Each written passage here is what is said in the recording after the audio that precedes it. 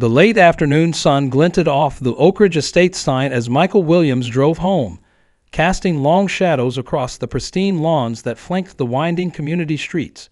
6 months ago, when he and Sarah had first toured this neighborhood, they'd been enchanted by the storybook Tudor homes, the meticulous landscaping, and the promise of safety for their growing family.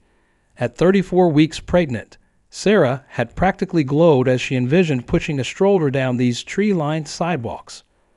"We got so lucky finding this place," Michael thought as he pulled into their driveway, admiring their brick colonial with its fresh blue shutters.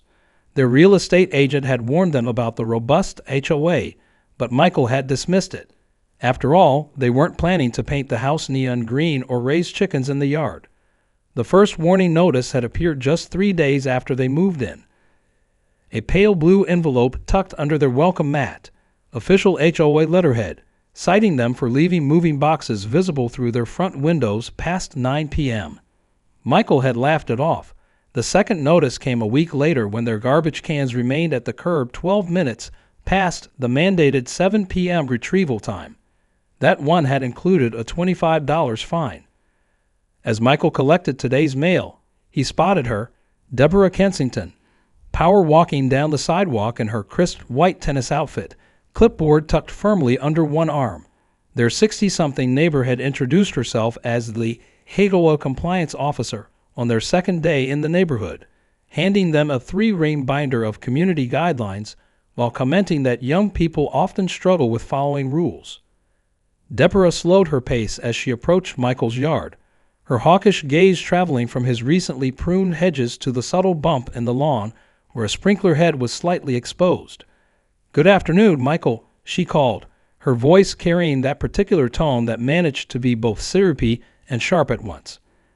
"I noticed Sarah planted some unauthorized vegetation by your mailbox yesterday. The rose bushes? I'm afraid they're not on the approved plant list for mailbox gardens."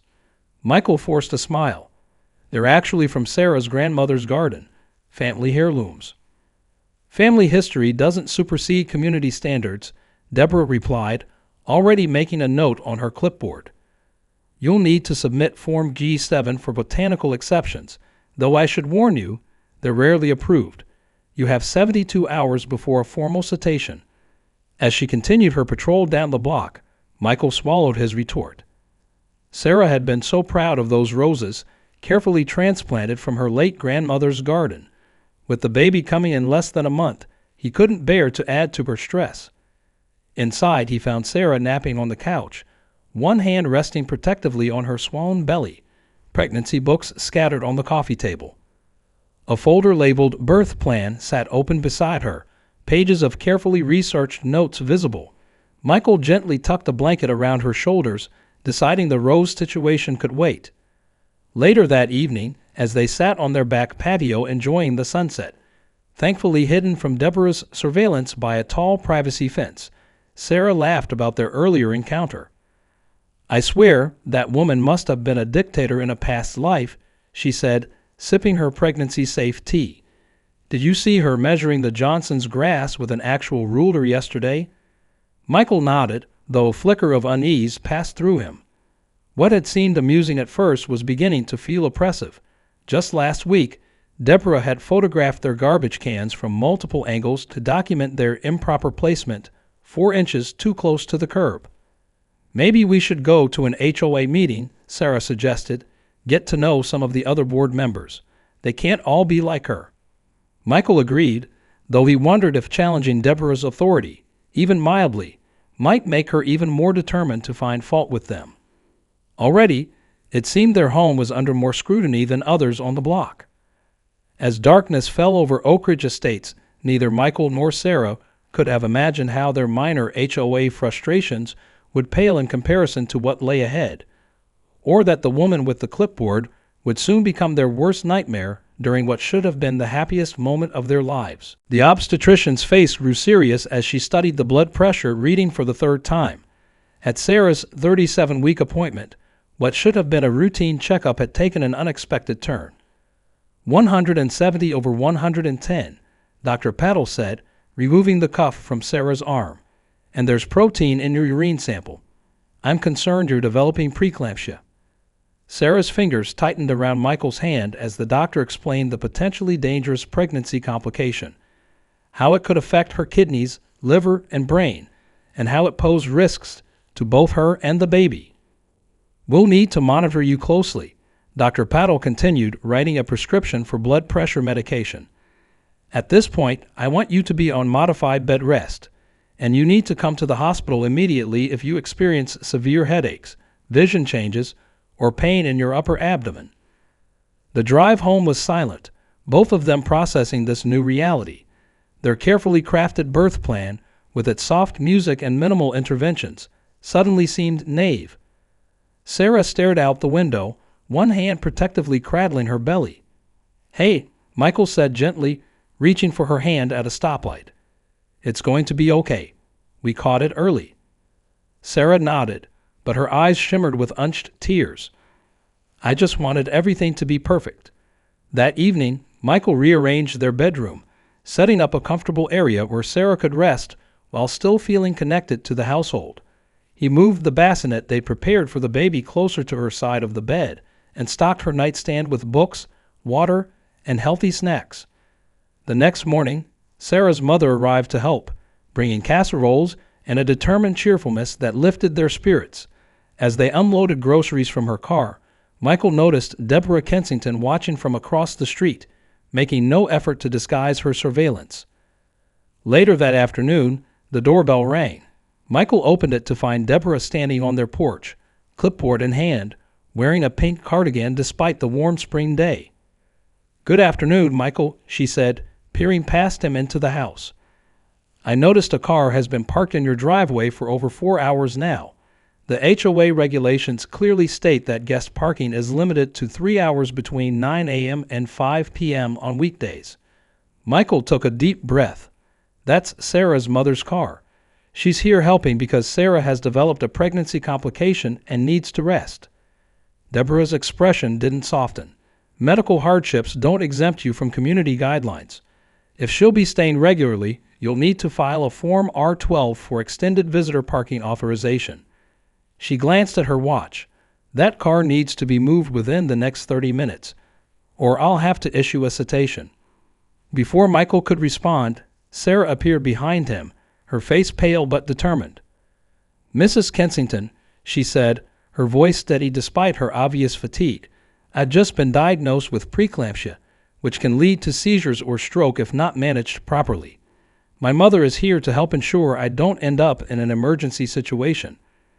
Surely the HOA has provisions for medical needs." Deborah's mouth tightened into a thin line. "The bylaws are quite clear. Medical situations require documentation submitted to the board for review, which meets bi-monthly. The next meeting is in 3 weeks. I could have had my baby by then," Sarah said incredulously. "Then I suggest you file your paperwork promptly," Deborah replied, making another note on her clipboard. "In the meantime, the current rules apply. 30 minutes, Mr. Williams." After she left, Sarah sank into the entryway bench, her hand trembling as she pushed hair from her face. "I can't believe how heartless she is." Michael knelt beside her, alarmed by how pale she looked. "Forget about her. Your job is to rest and keep your blood pressure down. I'll deal with the parking situation." That night, Michael created an emergency action plan. He programmed the hospital's direct line into both their phones, packed a hospital bag that sat ready by the front door, and made sure their car always had a full tank of gas. He even mapped multiple routes to the hospital, accounting for different traffic scenarios. Sarah's midwife visited the next day, checking her blood pressure and reviewing warning signs. As the woman left, Michael noticed Deborah photographing the midwife's car from her driveway. "I wish we could just ignore her," Sarah said as they watched from the window, "but she makes me so anxious, and that can't be good for my blood pressure." "She's just one person," Michael assured her, though he was beginning to wonder how much power Deborah truly wielded in their community. He'd noticed other neighbors seemed to avoid her, hurrying into their homes when she approached or changing direction on walks to avoid crossing her path. That weekend, Sarah's blood pressure readings fluctuated worryingly. The on-call doctor advised them to pack the hospital bag and be ready to come in if her numbers rose any higher. As Michael helped Sarah into a comfortable position on the couch, he couldn't shake a growing sense of dread, not just about the preeclampsia, but about what would happen if they needed emergency services in the middle of the night. Would even an ambulance in their driveway provoke Deborah's wrath? The thought seemed absurd, but after weeks of her escalating enforcement tactics, Michael no longer felt certain of anything. The digital clock on the nightstand cast a harsh red glow across the darkened bedroom. 2:17 a.m. Michael awoke instantly when Sarah gripped his arm, her fingers digging into his skin with unusual force. "Michael," she gasped, her voice tight with pain. "Something's wrong." He fumbled for the bedside lamp. In its soft light, he could see Sarah's face contorted in discomfort, beads of sweat on her forehead despite the cool room. "My head," she whispered. "It feels like it's going to explode. And there's this pain in my stomach." She gestured to the upper right side of her abdomen. Warning bells clanged in Michael's mind. These were exactly the symptoms Dr. Patel had warned them about. His hands shook as he reached for the blood pressure monitor. "Just breathe," he said, trying to keep his voice steady as he wrapped the cuff around her arm. The machine beeped, and the numbers flashed. 190 115ths. "I'm calling 911, he said, already dialing. "We need to get you to the hospital now." The dispatcher's voice was calm and efficient. "Sir, is your wife able to move to a comfortable position while you wait for the ambulance? They're being dispatched now and should arrive within 7 minutes. Michael helped Sarah to a sitting position, propping pillows behind her back as she focused on her breathing exercises. Her face had taken on a frightening pallor, and her hands trembled as she cradled her belly. "The baby's moving," she said, finding momentary relief in this reassurance. "That's good, right?" "That's great," Michael affirmed, though anxiety clawed at his chest. He grabbed the hospital bag and set it by the front door, then gathered Sarah's medical information and insurance cards. Outside, he could hear the distant wail of an approaching siren. Red and blue lights splashed across their bedroom walls as the ambulance pulled into their quiet cul-de-sac. 2 paramedics moved with practiced efficiency, equipment in hand as Michael ushered them to the bedroom. Sarah Williams, 31, 37 weeks pregnant with preeclampsia symptoms, he explained as they entered. Blood pressure was 190 over 115 about 5 minutes ago. The lead paramedic, a woman with a reassuring smile and capable hands, immediately began assessing Sarah while her partner set up monitoring equipment. "We're going to take good care of you and your baby," she told Sarah, attaching monitors and checking vital signs. "Your husband was right to call us. These are symptoms we take very seriously." After a brief but thorough examination, the paramedics determined Sarah needed immediate transport. The preeclampsia appeared to be progressing toward eclampsia, a potentially life-threatening condition that could cause seizures. "We need to move quickly," the lead paramedic explained as they transferred Sarah onto the gurney. "The hospital's maternal-fetal specialists are being notified and will be ready when we arrive." As they carefully navigated the gurney through the house and down the front steps, neighbors' lights began switching on, curious faces appearing in windows at the commotion. Michael followed closely, carrying Sarah's bag and trying to offer reassuring words despite his own fear. The paramedics had just settled Sarah into the ambulance when an alarming sound cut through the night, a violent hissing of air that made everyone freeze. The male paramedic jumped out to investigate, shining his flashlight toward the vehicle's rear. "What the hell?" he exclaimed. "Someone's slashed our tire." The lead paramedic joined him, her expression shifting from disbelief to anger as she examined the damage. "This was deliberate," she said, pointing to a clean, diagonal cut across the rubber. "This didn't happen while driving." Inside the ambulance, Sarah gripped Michael's hand, her eyes wide with panic. "What's happening? Why aren't we moving?" Before Michael could answer, movement caught his eye. A shadow retreating behind the hedges that separated their property from the neighboring house. A shadow wearing what looked distinctly like a floral nightgown. "It's her," he said in disbelief. "It's Deborah." The paramedics were already radioing for a backup ambulance, explaining the situation and emphasizing the patient's critical condition. ETA for backup is 12 to 15 minutes. The dispatcher responded. The lead paramedic returned to Sarah's side, checking her blood pressure again. "It's climbing," she said to her partner. 198 120ths now. "We need to get her to the hospital immediately." "Could we take our car?" Michael suggested desperately. The paramedic shook her head. "She needs continuous monitoring and potentially emergency intervention. We can't risk it." She adjusted Sarah's IV medication. "This will help stabilize her until the backup arrives, but we need to keep her calm." Those 15 minutes stretched into an eternity. Michael held Sarah's hand as she gritted her teeth through another wave of pain, the paramedics working steadily to keep her condition from deteriorating further. Outside, neighbors had gathered on lawns, murmuring in concern and confusion. When the second ambulance finally arrived, the transfer was executed with urgent precision. As they prepared to depart, Michael spotted that same shadowy figure again, now watching from between curtains in Deborah's front window. "I need to tell the paramedics what I saw," he told Sarah, squeezing her hand. "Later," she gasped, another spike of pain hitting her. "Just don't leave me." As the backup ambulance pulled away from their house, Michael couldn't shake the image of that retreating shadow, or the calculated malice it would take to slash an ambulance tire during a medical emergency. Deborah's obsession with rules had crossed from petty harassment into something far more sinister, something that now threatened his wife and unborn child's lives. In the flashing emergency lights, their perfect neighborhood suddenly looked alien and hostile. Michael felt a cold determination settle over him as he focused on Sarah's ragged breathing beside him. If they got through this night, when they got through this night, Deborah Kensington would face consequences she never imagined possible.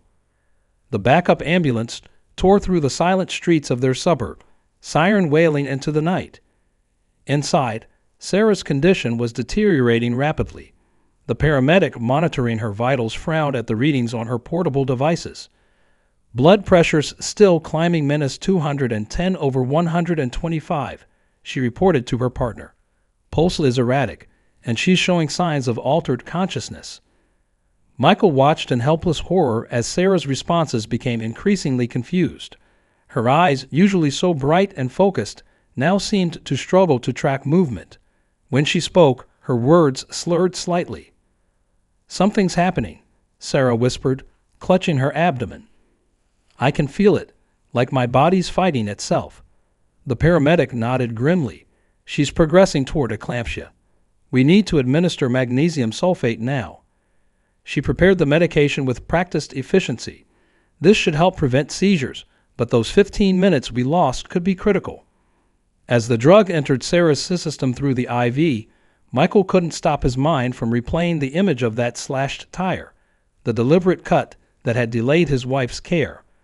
The thought that someone had intentionally endangered Sarah and their unborn child ignited a rage so profound it momentarily overshadowed his fear. "Hang in there, Sarah," he murmured, stroking her damp hair away from her forehead. "We're almost there. Just stay with me." The hospital's emergency entrance blazed with light as they arrived. A team in scrubs was already waiting, alerted to the critical situation. The moment the ambulance doors opened, medical personnel swarmed around the gurney. Sarah Williams, 31, 37 weeks pregnant with severe preeclampsia rapidly progressing to eclampsia, the paramedic reported as they rushed through the automatic doors. BP peaked at 215 128ths en route. We administered magnesium sulfate per protocol. There was a 15-minute delay in transport due to vehicle sabotage at the scene. A doctor, her ID badge identifying her as Dr. Chen, maternal fetal medicine, jogged alongside the gurney. "Sabotage?" she asked sharply. "Someone slashed the tire of the first ambulance," Michael explained, struggling to keep pace with the rapid procession. "Our neighbor.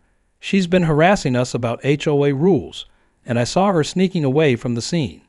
Dr. Chen's expression hardened, but her focus remained professional. "We'll deal with that later. Right now, your wife and baby are my only concern." She turned to a nurse. "Get obstetrics on the phone. Tell them we're heading directly to OR 3. We need to prep for an emergency C-section." Michael felt the floor tilt beneath him. C-section? but she's only 37 weeks. Mr. Williams, Dr. Chen said firmly as they approached a set of swinging doors, your wife is showing signs of HELLP syndrome, a life-threatening variation of preeclampsia that affects the liver and blood clotting. The only definitive treatment is delivery of the baby. At 37 weeks, your child has excellent chances, but your wife's condition could deteriorate rapidly if we wait. A nurse gently took Michael's arm. We need to get you into scrubs if you want to be present for the birth. The doctors need to move quickly now. The next 30 minutes passed in a blur of controlled chaos. Michael found himself dressed in blue scrubs, a mask covering his face as he sat by Sarah's head in the operating room. A blue drape separated them from the surgical field where doctors worked with urgent precision. Sarah's eyes found his, fear and determination mingling in her gaze. The anesthesiologist had administered a spinal block, and medication kept her seizure risk controlled, but consciousness remained a struggle. They're going to take the baby now, Michael told her, squeezing her hand. You're doing amazing, Sarah. Just hold on. The ambulance, she whispered, fragments of memory surfacing through her medical haze. Someone hurt the ambulance. Don't worry about that now, he soothed, though his own jaw clenched at the reminder. Focus on you and our baby. Beyond the drape, Dr. Chen announced, uterine incision complete, preparing for delivery. Moments later, a thin cry pierced the clinical atmosphere of the operating room, wavering at first, then growing stronger. Michael's heart seemed to expand in his chest as a nurse raised their daughter above the drape, tiny arms flailing in outrage at her abrupt entry into the world. She's perfect, the pediatrician announced after a quick assessment. 5 pounds, 7 ounces. All reflexes excellent. They placed the swaddled newborn near Sarah's head. Despite her exhaustion and the drugs in her system, Sarah managed to turn toward their daughter, tears tracking down her cheeks. Ella, she whispered, the name they'd chosen months ago. She's really here. But the medical team's work wasn't finished. Sarah's blood pressure remained dangerously elevated, and her liver enzymes concerned the doctors. As they completed the C-section, Dr. Chen ordered additional medication and monitoring. We'll be keeping both of you in the hospital for several days, she told them once Sarah was stabilized and moved to recovery. Your daughter is doing remarkably well, but Sarah, your body has been through significant trauma. Those 15 minutes of delayed care may have contributed to the severity of your condition. It was then that Michael stepped into the hallway with the hospital's security director, a former police officer named Marcus Jenkins. As Michael described what he'd witnessed, Deborah's shadowy figure retreating from the slashed ambulance tire, her history of HOA harassment, and the deliberate endangerment of a medical emergency vehicle, Jenkins' expression grew increasingly grave. This is a serious criminal matter, Jenkins confirmed, making notes in his tablet. Interfering with emergency medical services is a felony in this state. We'll need to file a police report immediately. Michael nodded, exhaustion and anger warring within him. She could have killed my wife and daughter. The police will want statements from you and the paramedics, Jenkins continued, and they'll need to examine the ambulance. Do you have any security cameras at your home? No, Michael admitted, but our neighbor across the street installed a system recently after a package theft. As Ella was settled into the NICU for observation and Sarah finally drifted into much-needed sleep, Michael sat in a quiet consultation room with 2 police officers. He provided names, dates, and detailed descriptions of Deborah's escalating behavior over the previous months. The responding officers recognized the seriousness of the situation immediately. We'll obtain the security footage and interview the paramedics tonight, the senior officer assured him. What happened wasn't just vandalism. It was an act that knowingly endangered lives during a medical emergency. When Michael finally returned to Sarah's room in the early morning hours, he found her awake, gazing at a photo of Ella that a nurse had printed for her.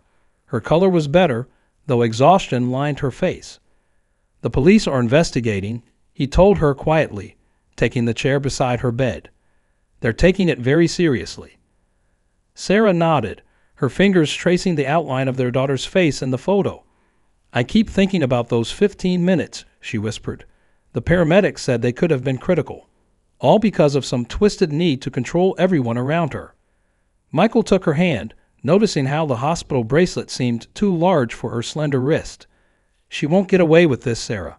I promise you that." As dawn broke over the hospital windows, casting golden light across Sarah's bed, Michael's phone vibrated with a text message. It was from their neighbor across the street. Police picked up the security footage. It shows everything. That woman is going down. For the first time since the nightmare began, Michael felt a glimmer of justice on the horizon. Deborah Kensington had finally gone too far, and now she would face consequences far beyond the scope of HOA bylaws. The fluorescent lights of the police station hummed overhead as Detective Lydia Morales spread photographs across the interview table. 3 days had passed since the ambulance incident, and Michael had been called in to provide a formal statement. "These are still frames extracted from your neighbor's security footage," Detective Morales explained, her voice professionally neutral despite the disturbing nature of the evidence. "The timestamp shows 2:43 a.m., approximately 5 minutes after the ambulance arrived at your residence." Michael leaned forward, examining the images. Though grainy due to the night vision feature, they clearly showed Deborah Kensington emerging from her side door, dressed in a floral nightgown and carrying what appeared to be garden shears. The sequential photos tracked her progress as she crept along the property line, approached the ambulance from behind, and deliberately punctured the rear tire. The final image captured her retreating figure, shears still in hand, looking back over her shoulder at the vehicle. "This is unambiguous," Detective Morales continued. "We've also taken statements from both paramedics, and the ambulance company has provided their maintenance records to confirm the tire was in perfect condition before the call. The cut pattern matches garden shears, consistent with the tool she's carrying in these images." Michael stared at the photos, the reality of Deborah's actions still difficult to process despite having witnessed parts of it himself. She knew Sarah was in medical distress. The lights, the sirens. There's no way she couldn't have known this was an emergency. "Exactly," the detective agreed, collecting the photos into a folder. "That's what elevates this case. Mrs. Kensington didn't just damage property. She knowingly interfered with emergency medical services during a life-threatening situation. The district attorney is taking this very seriously." She slid a document across the table. "We've obtained a warrant to search Mrs. Kensington's home for the shears and any other evidence. The search is being conducted this morning." As Michael provided his formal statement, recounting the months of HOA harassment that had escalated to that night's events, Detective Morales took detailed notes. When he mentioned Sarah's current condition, still hospitalized with her blood pressure only gradually responding to treatment, the detective's professional demeanor softened slightly. "How's your daughter doing?" she asked. "Ella's amazing," Michael replied, a genuine smile breaking through his exhaustion. 5 pounds, 7 ounces of pure determination. The NICU doctors are pleased with her progress." "Good," Detective Morales nodded. "That will matter in court, that despite the delay in care, your family survived. But the DA will emphasize how differently this could have ended." As Michael prepared to leave, the detective handed him her card. "We'll be arresting Mrs. Kensington today once the search warrant has been executed. Given the neighborhood dynamics, I wanted you to be aware." Michael paused at the door. "Will our other neighbors know why she's being arrested?" "Public records will show the charges," Detective Morales explained. "And in cases like this, we find it beneficial for the community to understand the severity of the situation. Your neighbor didn't just violate HOA policies. She committed serious crimes that endangered lives." Later that afternoon, as Michael sat beside Sarah's hospital bed sharing updates on Ella's latest NICU assessment, his phone buzzed with messages from multiple neighbors. The first was from Eric Johnson, whose security camera had captured the crucial evidence. "Police just took Deborah away in handcuffs. Half the neighborhood is watching from their driveways." The second message included a video clip showing police officers escorting Deborah from her home to a waiting police cruiser. Even from a distance, her indignant protests were clearly audible. "This is ridiculous. The ambulance was blocking the fire lane marking. I was enforcing the rules everyone else ignores." Sarah watched the video over Michael's shoulder, her expression a mixture of disbelief and vindication. "She's still defending it," she whispered. "Even now, she thinks the HOA rules justified endangering our lives." Michael squeezed her hand. "The police found the shears in her garage, with traces of rubber on the blades, and they've discovered something else. She keeps detailed logs of every violation she's documented in the neighborhood, with photos and notes dating back years." As the day progressed, more neighbors reached out. Some expressed shock and support, while others shared their own stories of Deborah's extreme enforcement tactics, from photographing children's bicycles left on driveways to measuring grass height with a ruler and issuing fines for being a quarter-inch too tall. Lisa Chen, who lived 3 doors down, texted, "My son has autism and has a special swing in our backyard for sensory regulation. Deborah cited us 17 times and tried to get the board to force us to remove it as an unapproved structure. We've been fighting her for years." By evening, local news had picked up the story. A reporter outside the police station detailed the charges: criminal mischief, interference with emergency medical services, and reckless endangerment, serious charges that carried potential prison time. The alleged actions demonstrate a disturbing escalation from HOA rule enforcement to criminal behavior that put lives at risk, the reporter stated. Sources within the Oak Ridge Estates community suggest this may represent the culmination of years of increasingly aggressive enforcement tactics by the suspect, who served as HOA board president. In Sarah's hospital room, Dr. Chen reviewed her latest test results with cautious optimism.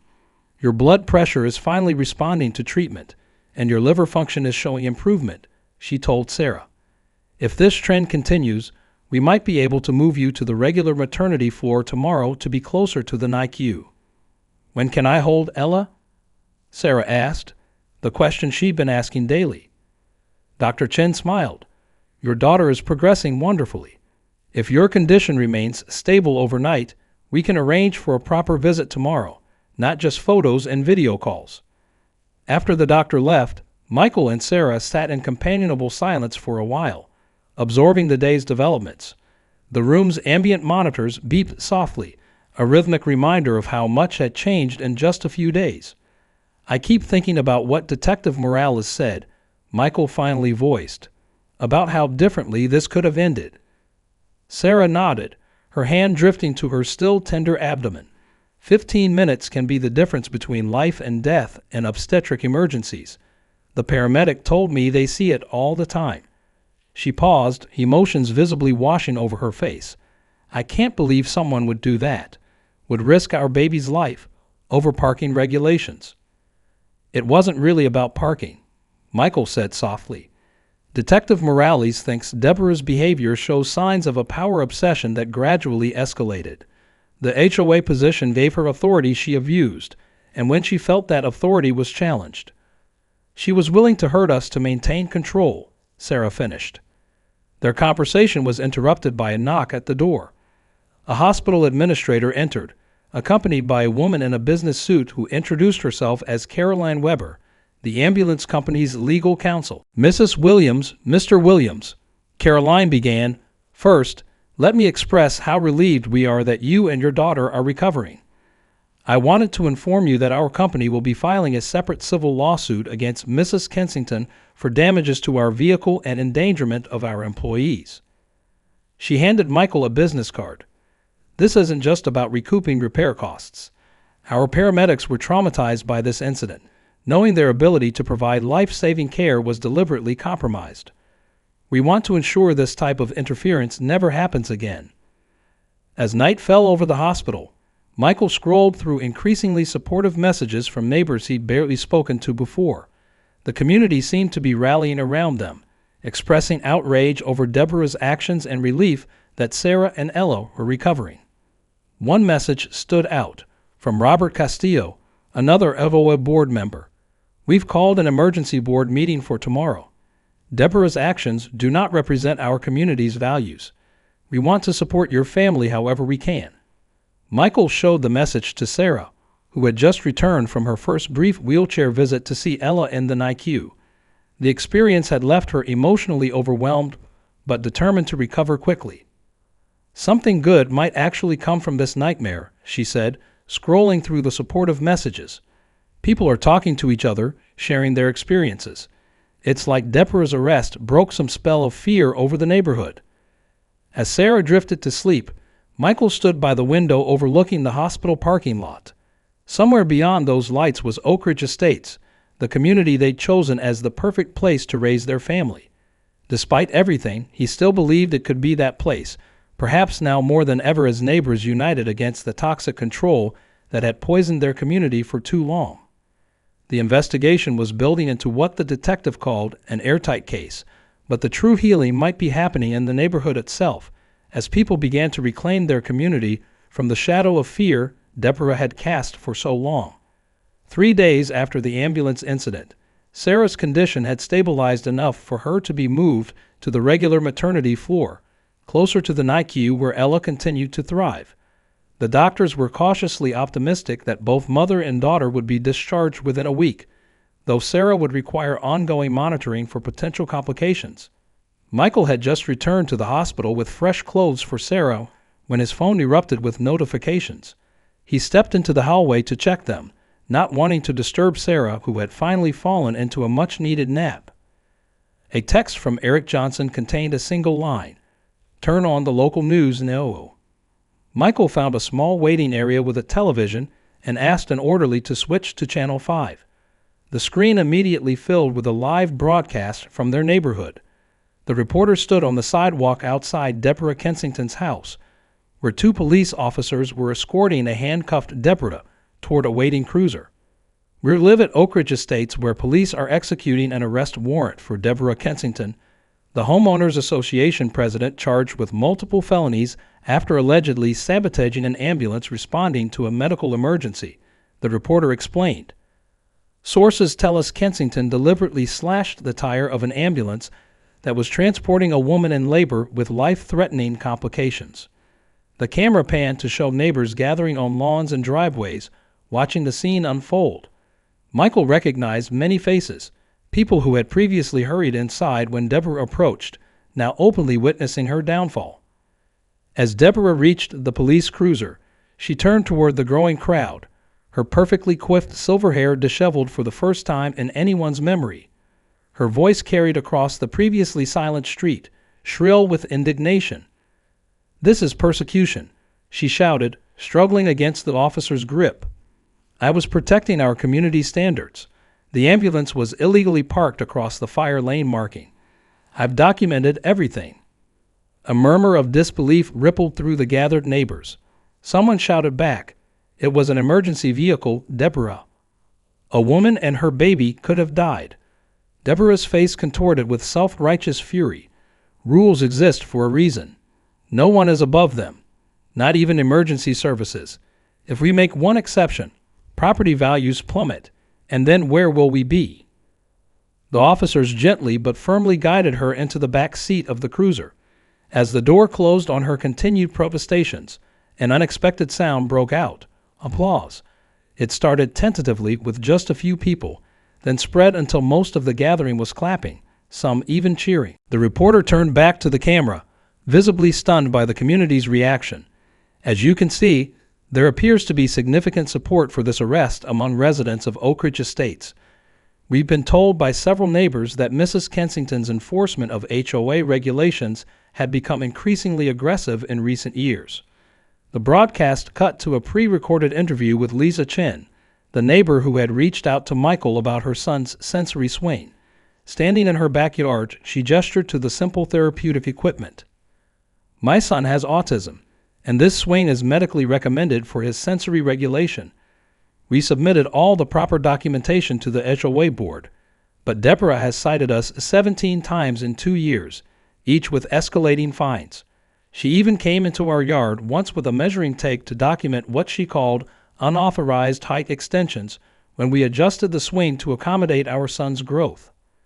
Other interviews followed, the Johnsons describing how Deborah had photographed their children's bicycles and issued fines when they were left on the driveway for more than 20 minutes.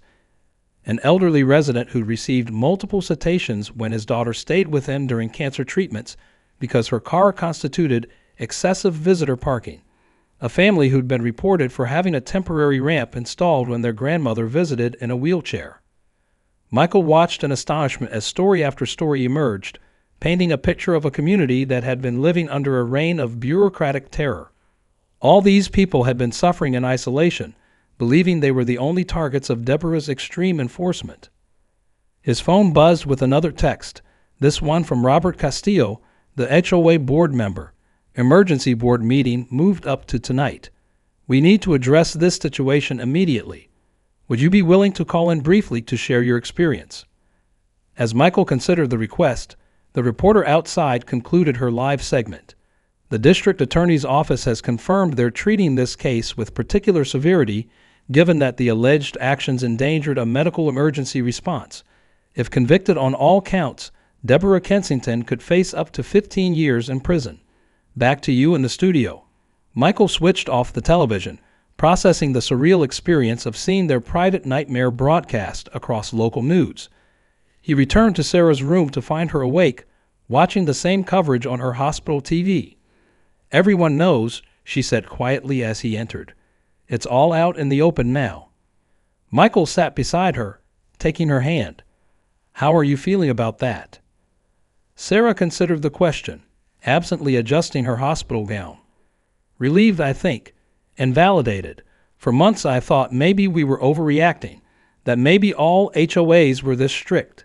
But seeing everyone else come forward, she gestured toward the television where coverage had switched to community reactions. We weren't crazy. She really was terrorizing everyone. A nurse entered with a wheelchair. Ready to see your daughter, she asked with a warm smile. The NICU says Ella's having a particularly alert period right now. As the nurse helped Sarah into the wheelchair, Michael shared Robert Castillo's text. They want me to call into the emergency board meeting tonight. Should I do it? Sarah nodded decisively. Absolutely. This isn't just about us anymore. The whole community needs healing. Later that evening, while Sarah remained at the hospital bonding with Ella, Michael joined the HOA emergency meeting via video call from their home. The contrast between this gathering and regular HOA meetings was stark. Gone was the rigid formality Deborah had insisted upon, replaced with a somber but conversational tone as the remaining 4 board members grappled with the crisis. First and foremost, Robert Castillo began once everyone had joined. We want to extend our deepest apologies to the Williams family. What happened to your wife and daughter is inexcusable, and the fact that it was perpetrated by our board president is deeply distressing to all of us. Linda Okafor, the board treasurer, nodded in agreement.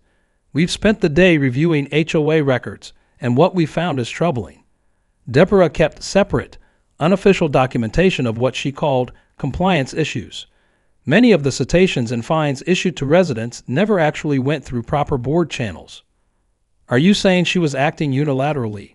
Michael asked, leaning closer to his laptop camera. In many cases, yes, Robert confirmed. The board approves enforcement actions by majority vote, but we've discovered dozens of instances where Deborah issued notices and fines without our knowledge, using official HOA letterhead to make them appear legitimate. How could this happen? Michael pressed, thinking of all the stress those unauthorized citations had caused his family and others. The board members exchanged uncomfortable glances. Honestly, Mr. Williams, Linda said finally, intimidation. Deborah has been president for 7 years.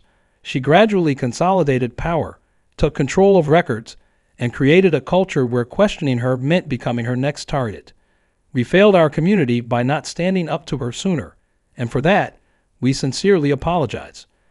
The meeting continued with discussions of immediate actions, suspending all fines currently in the system pending review, freezing Deborah's access to HOA accounts and records, and formally removing her from the board. They also planned a community-wide meeting, once the Williams family had recovered, to begin healing the neighborhood's fractured trust. As the meeting concluded, Robert asked Michael to stay on the call briefly. Once the others had logged off, he spoke with evident emotion. I've lived here for 12 years, and I've watched Deborah transform from a detail-oriented board member to whatever she became. I should have recognized what was happening, but it evolved so gradually. The day you and Sarah moved in, I saw Deborah watching your moving truck with that clipboard of hers, and I should have warned you." Michael was surprised by the raw guilt in the older man's voice. "You couldn't have predicted she'd go this far." "Perhaps not," Robert conceded, "but the signs were there. The way she'd photographed children playing too close to her property line. How she'd timed how long garbage cans stayed at the curb with an actual stopwatch. Last summer, she measured the height of the Miller boys' basketball hoop 6 times in 1 month." He sighed heavily. "The truth is, we all became complicit through our silence. We modified our behaviors to avoid her wrath rather than confronting the unreasonableness of her demands. And that allowed her sense of authority to grow unchecked until she believed ambulance tires were appropriate targets of her enforcement." The conversation left Michael with much to consider as he prepared to return to the hospital for the night. As he packed a few items, a knock at the front door surprised him. Opening it, he found nearly a dozen neighbors standing on his porch and driveway, many holding casserole dishes, flowers, or gift bags. Lisa Chen stepped forward as unofficial spokesperson. "We know Sarah and the baby are still in the hospital, but we wanted to drop these off for when they come home, and to let you know we're all here to help however we can." Behind her, Eric Johnson added, "We've established a meal train for your family for the next 2 weeks. The schedule's in one of the gift bags. Nobody should have to cook while adjusting to a newborn, especially after what you've all been through." Michael was momentarily speechless, overwhelmed by the outpouring of support from people who had mostly been strangers just days ago. "Thank you," he managed finally. "This means more than you know." As he accepted the offerings, conversation flowed naturally about Ella's progress, Sarah's recovery, and shared experiences with Deborah's reign of terror. Before they departed, elderly Mr. Gonzalez from across the cul-de-sac pressed a house key into Michael's hand. "For emergencies," he explained. "In our neighborhood, we look out for each other. Or at least, we used to before Deborah made everyone afraid to interact. It's time we remembered what community really means." Driving back to the hospital that night, Michael reflected on the extraordinary day. A woman who had terrorized their neighborhood for years was now facing serious criminal charges. The community that had seemed so cold and rule-bound was revealing itself to be full of kind, supportive people who had simply been intimidated into isolation. And somewhere in the midst of this ordeal, their family had inadvertently become the catalyst for healing a broken neighborhood. As he entered Sarah's hospital room and found her holding their sleeping daughter, a profound sense of peace washed over him. The nightmare wasn't over. There would be court proceedings ahead, recovery challenges, and the everyday struggles of new parenthood. But for the first time since the ambulance incident, Michael felt certain they weren't facing these challenges alone. The wood-paneled courtroom hummed with tense energy as Deborah Kensington made her first appearance before Judge Eleanor Martinez. 6 weeks had passed since the ambulance incident, and the legal machinery had moved with unusual swiftness given the serious nature of the charges. Michael sat in the gallery beside Sarah, who had finally been cleared for normal activities after weeks of careful monitoring. Ella, now a thriving 7-week-old, was being doted on by Sarah's mother at home. Behind them sat nearly 24 Oak Ridge Estates residents who had come to witness the proceedings, their presence a silent testament to the community's investment in justice. Deborah looked diminished in her navy pantsuit, her normally perfect hair showing signs of neglect, her posture less commanding without her ever-present clipboard. Beside her, an expensive-looking defense attorney in a tailored suit arranged papers with practiced efficiency. The district attorney, Marcos Rodriguez, approached the podium when called. "Your Honor, the defendant is charged with criminal mischief, interference with emergency medical services, and reckless endangerment. Given the egregious nature of these offenses, deliberately sabotaging an ambulance during a life-threatening medical emergency, the state requests bail be set at $250,000.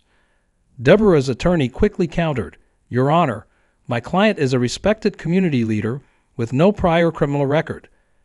She's been a homeowner in good standing for 15 years and poses no flight risk. We request release on her own recognizance." Judge Martinez, a stern woman with silver-streaked black hair, studied the charging documents carefully before responding. "Mr. Chandler, Your client may have no prior criminal record, but these charges are exceptionally serious. The alleged actions demonstrate a disturbing disregard for human life, specifically endangering a woman in labor with a life-threatening condition and her unborn child." She looked directly at Deborah, who maintained rigid composure. Bail is set at $200,000. Additionally, the defendant is ordered to have no contact with the Williams family or any emergency services personnel involved in the incident, and is prohibited from entering Oak Ridge Estates except to retrieve personal belongings with police escort. As the judge continued outlining parental restrictions, Sarah squeezed Michael's hand. This was the first time they'd seen Deborah since the night of the ambulance incident, and the reality of facing her in court was more emotionally challenging than either had anticipated.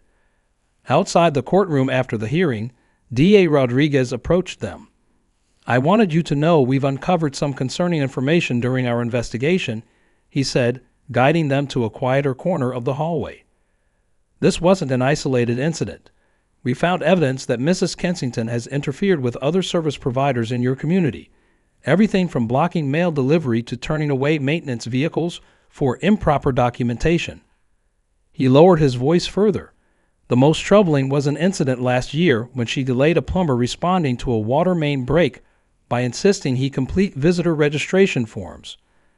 We're speaking with those service providers to build a pattern of escalating behavior." "Will this strengthen the case?" Michael asked. The DA nodded. "Significantly. It establishes that the ambulance incident wasn't a momentary lapse in judgment, but the culmination of increasingly dangerous behavior." He glanced at his watch. "I need to get to another hearing, but my office will keep you updated. Give that little girl of yours a hug from us. Her mother's medical records will be powerful evidence of how serious this could have been."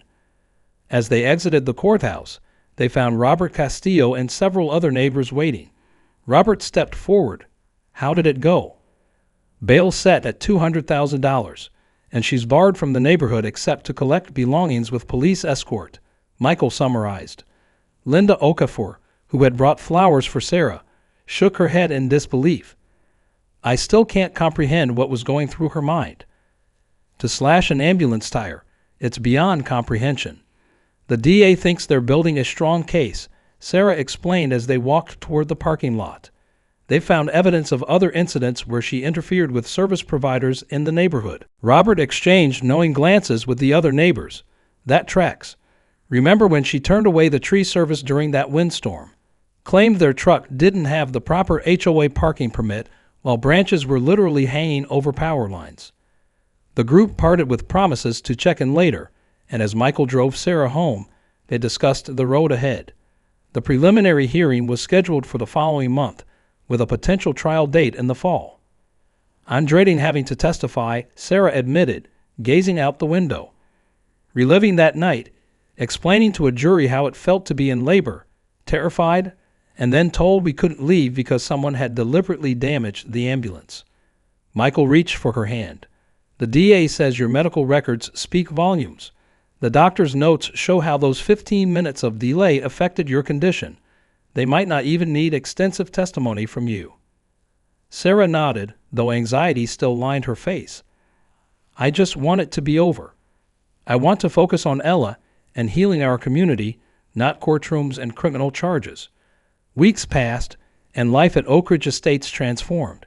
The reformed HOA board, now led by Robert Castillo with Sarah newly elected as secretary, implemented sweeping changes.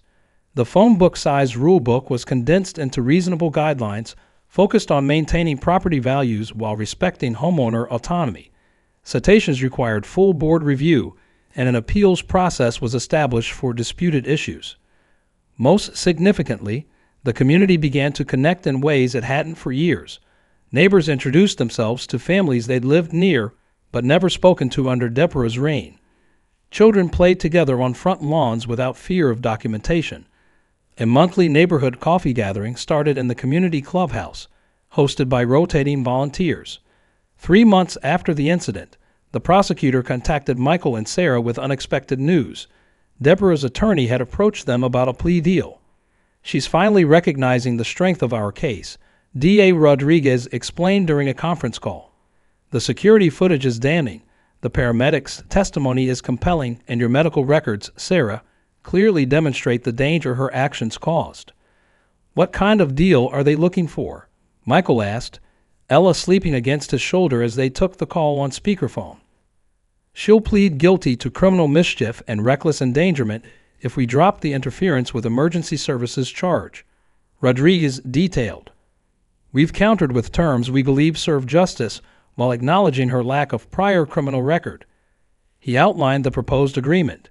Deborah would serve 1 year in county jail followed by 5 years of probation, pay restitution to the ambulance company and the Williams family for medical costs attributable to the delay, complete 500 hours of community service with emergency services organizations, and undergo mandatory psychological evaluation and treatment.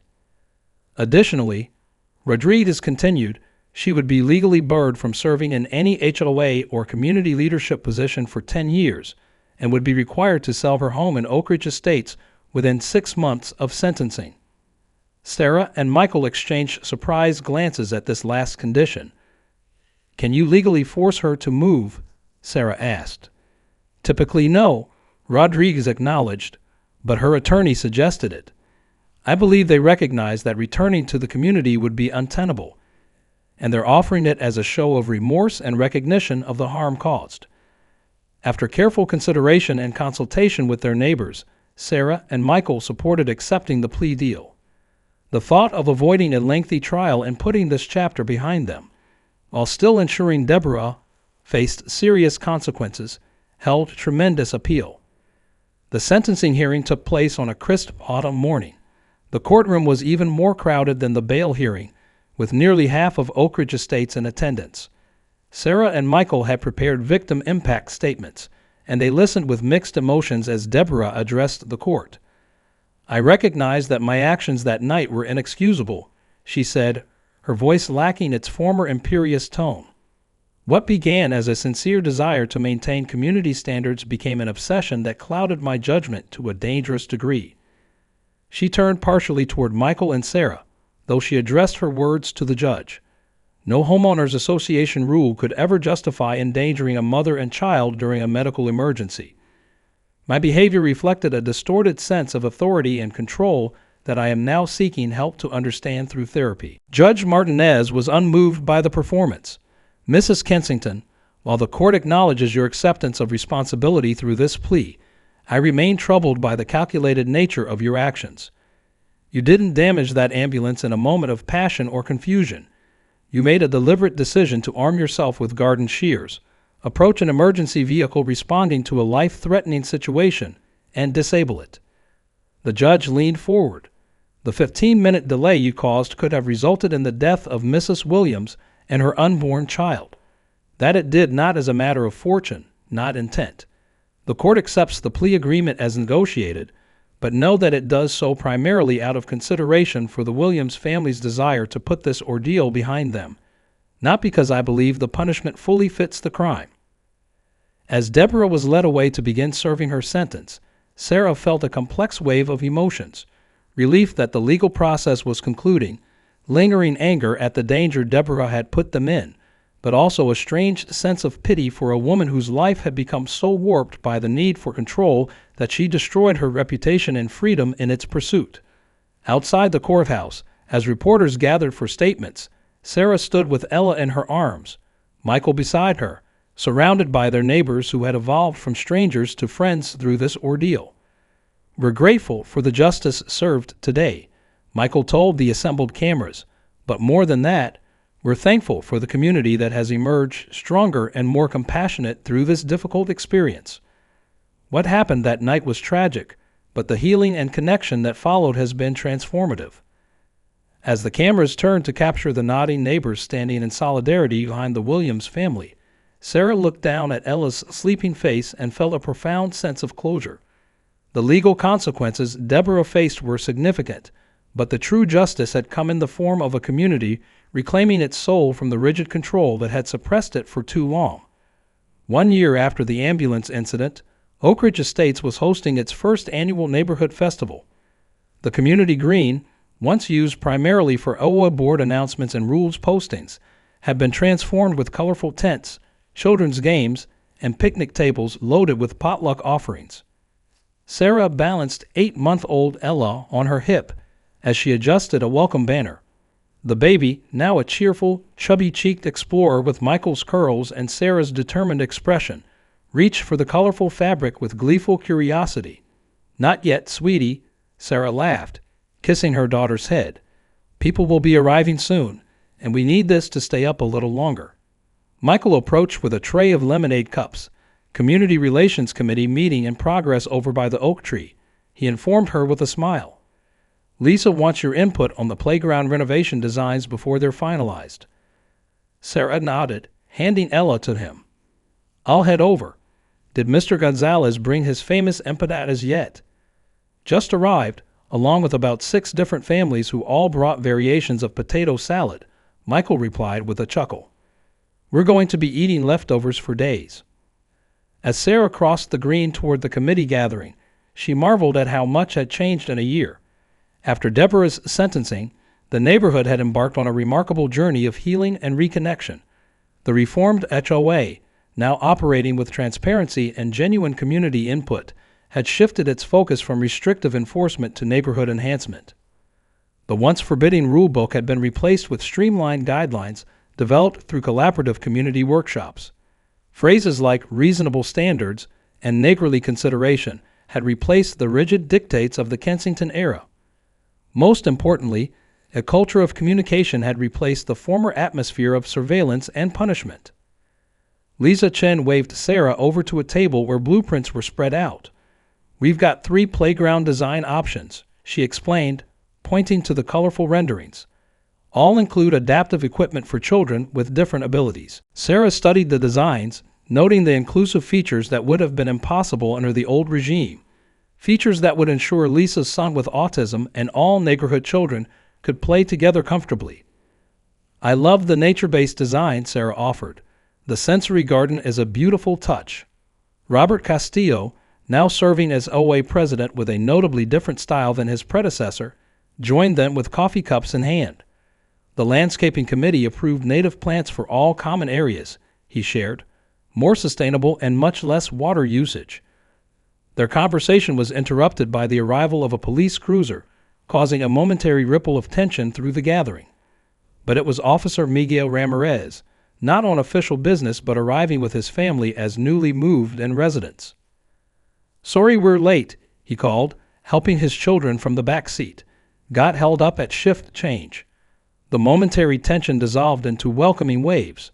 Officer Ramirez had been one of the first responders the night of the ambulance incident, and his family's decision to purchase Deborah's former home when it went on the market had felt like a fitting full circle to many residents.